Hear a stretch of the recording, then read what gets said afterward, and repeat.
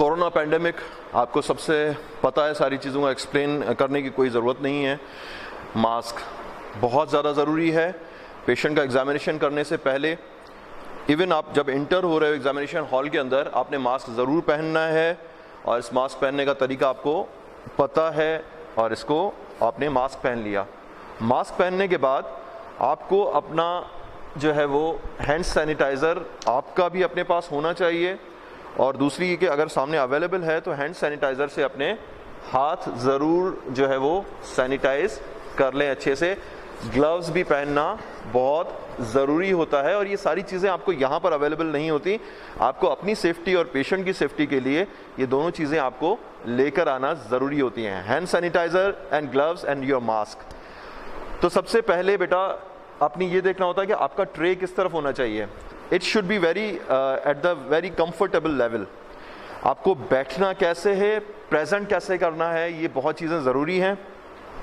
सबसे पहले बेटा पेशेंट हमेशा आपके, अक्सर गलती ये होती है, स्टूडेंट्स ये करते हैं कि यूं करके बैठ जाते हैं पेशेंट के सामने इस तरीके से। अगर कोई फीमेल पेशेंट है तो आप देख सकते हैं कितनी ऑकवर्ड पोजीशन है ये बहुत ही गलत तरीका है बेटा। हमेशा सबसे पहले ये देखा करो कि आपके इंस्ट्रूमेंट्स जो हैं वो आपके किस साइड पे पड़े हुए हैं, ठीक है। ये हमेशा आपके राइट साइड पे हों तो बहुत अच्छी बात है, आपके फ्रंट पे या सामने पड़ा हो तब भी बहुत अच्छी बात है। मैं अक्सर करके अपने इंस्ट्रूमेंट्स जो है वो हमेशा अपने राइट साइड पे रखता हूँ, बहुत ईजी होता है। आप थोड़ा सा स्टूल को करीब कर लें। तो हमेशा जब बैठा जाता है बेटा, हमेशा इस तरीके से बैठा जाता है कि पेशेंट आपको 1 आर्म डिस्टेंस से भी कम आपके सामने, और उसका आप फेस को, अस्सलाम वालेकुम, मेरा नाम डॉक्टर विजय है और मैं आपका मुआयना करना चाहता हूँ, इजाज़त है? ठीक है, आप सर को थोड़ा यूं कर लें, थोड़ा यूं कर लें। बेटा देख रहे हो मैं इसके 1 आर्म डिस्टेंस से भी कम हूँ, ये देख रहे हैं आप, और मेरे लेग्स कहीं पर भी इसको टच नहीं कर रहे। तो मेरी पोजीशन हमेशा ऐसी ही होनी चाहिए। तो मैं इजीली इसको एक कान को देख सकता हूँ, इसके दूसरे कान को भी देख सकता हूँ, इसके सर को घुमा के। आपको एक जगह से उठ के फिर घूम के यहाँ आने की ज़रूरत नहीं है। This is very wrong method. आप इस तरीके से बैठो कि आपको पेशेंट भी कंफर्टेबल हो आपके साथ और आप भी बिल्कुल रिलैक्स बैठे हो। हमेशा पेशेंट के वन साइड पे आपकी जो है वो लेग्स होनी चाहिए। तो मैंने जिस तरीके से इनसे पूछा, अभी मैंने एग्जामिनेशन स्टार्ट नहीं किया था, बट मैंने इनसे कंसेंट लिया और ये कंफर्टेबल पोजीशन में बैठे हैं, ये बहुत ज़रूरी है। सबसे पहले ये एथिक्स के अंदर है आपको कि आपने ख़ुद को इंट्रोड्यूस करना है और बताना है कि आप कौन हैं। उसका अक्सर गलत तरीका ये होता है बेटा कि बच्चे इसको एक्सप्लेन कर देते हैं, मेरा नाम डॉक्टर विजय है और मैं जो है वो मुआयना करना चाहता हूँ, इजाज़त है, यूं करके सीधा कान पे लग जाते हैं। This is very wrong method.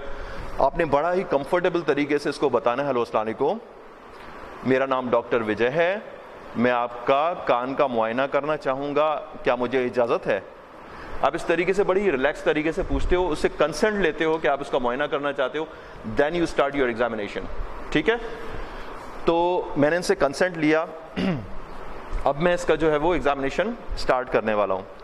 Examination start करने से पहले आप जिस तरीके से हमेशा हिस्ट्री पूछते हो, लेकिन यहाँ पर हिस्ट्री का कोई एक अलग से स्पॉट दिया होता है, तो इसमें आपको हिस्ट्री पूछने की तो ज़रूरत नहीं है, लेकिन एक चीज़ पूछने की आपको बहुत ज़रूरत है। आप जहाँ जिस एरिया की एग्जामिनेशन करने जा रहे हो, फॉर एग्जाम्पल अगर मैं इस ईयर के अंदर मैं समझूंगा इसको पेरिकॉन्ड्राइटिस है, बहुत दर्द है इसको कान में, तो मैं आते ही इसको इस तरह पकड़ के इसके कान में स्पेकुलम नहीं घुसेड़ सकता।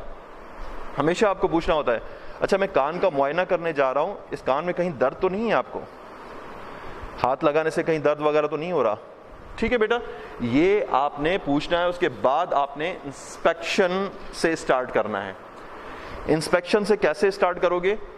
आप हमेशा, फॉर एग्जांपल आपको कमांड दी होगी कि जो है वो आपने कौन सा जो है वो ईयर एग्जामिनेशन करनी है, ठीक है। अब आप एग्जामिनेशन स्टार्ट करने जा रहे हो, तो मैंने आपको सबसे पहले बताया था एग्जामिनेशन जब भी स्टार्ट करो तो हमेशा हेडलाइट से करोगे आप। हेडलाइट को पहनने का तरीका मैंने आपको डिटेल में एक्सप्लेन किया था, इसको मैं टाइम नहीं लूँगा और इसको मैं जो है वो डायरेक्टली इसको, और मैं इसको कान पे फोकस करूँगा। ये देखो बेटा, ये फोकस हो गया लाइट, तो इस तरीके से फोकस हो जाती है। और सामने से, और फिर हम जो है वो इसको देख सकते हैं इस तरीके से।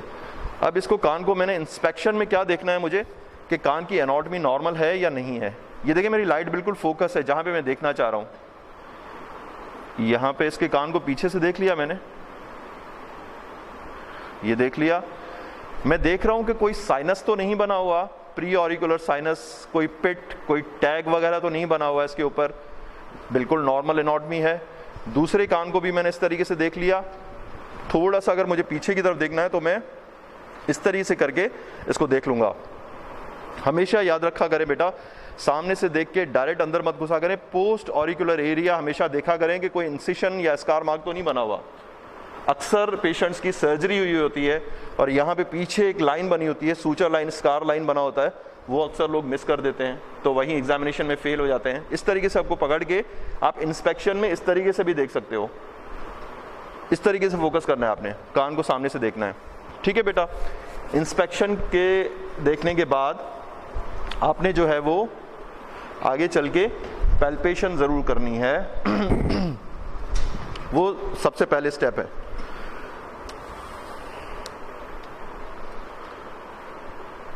ठीक है बेटा, अब इसको पैल्पेशन में करता जाऊंगा, देखता जाऊंगा कि इसको कहीं टेंडरनेस तो नहीं है, कहीं कोई लिम्फ नोड तो नहीं बढ़ा हुआ, वो भी मैं प्री ऑरिकुलर रीजन में देख लूंगा। मैस्टॉइड को भी मैं दबा के देख लूंगा और उससे पूछता रहूंगा कि जहां दबाने से कहीं दर्द तो नहीं हो रहा, यहां पर आपको दर्द तो नहीं हो रहा।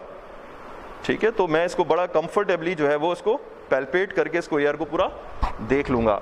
अब मुझे पता है कि मुझे एग्जामिनेशन आगे प्रोसीड कैसे करना है, क्योंकि इसको कान में दर्द नहीं है, तो मैं बड़ा कंफर्टेबली जो है वो एग्जामिनेशन को प्रोसीड कर सकता हूं।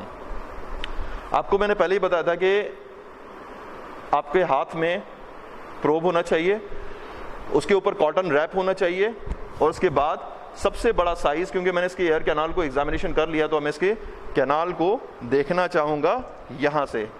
बेटा ये देखो, ये मेरे राइट हैंड में है और ये मेरे लेफ्ट हैंड में है। प्रोब मेरे राइट हैंड में है, स्पेकुलम मेरे लेफ्ट हैंड में है। मैं इसका बड़ा जेंटली, आप यहाँ पर फोकस करके देखें इसको, बड़ा ही जेंटली मैं इसको यहाँ पे फोकस करके और इसको राउंड मूवमेंट में घुमा के इसको मैं इसके पर्दे को देख सकता हूँ। यहाँ पे ये देख रहे हैं बेटा, इस तरीके से।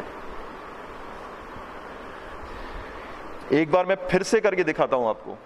इसका तरीका है करने का, हमेशा पिन्ना को अपवर्ड ऊपर खींचो, आउटवर्ड खींचो और लेटरली खींचो। ठीक है, upward, outward and laterally, upward, outward and laterally.